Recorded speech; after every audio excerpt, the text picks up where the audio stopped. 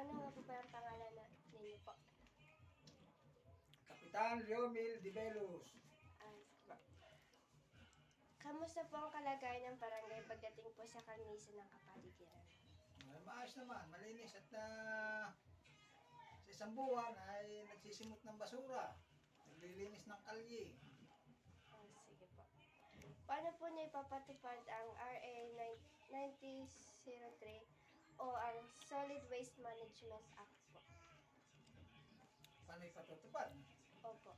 Abay, dinaan namin sa mga taong barangay. Inutusang maglinis ng kapaligiran. Yung mga basura ay wala. Yung nabubulok kasi hindi nabubulok. Opo. Pumapayag po ba kayo sa pagputol ng puno sa ating barangay? Abay, hindi. Pero sa talagang kailangan. Pero pag hindi kailangan, ay bawal. Kung may magtatayo po ng factory o anumang uri ng business sa ating barangay na alam na ninyong makakasira ng maraming likas na yaman, papayag po ba kayo na itayo ito? Ay, hindi. Bakit po? Kakasira ng kalikasan yun. Hindi yung mga ganun mga factory. Yung Opo. mga nakakasira yan ng kalikasan. Kapaligiran. Sige. Pollution, mga ganun. Sige po. Maraming salamat po, Kapitan.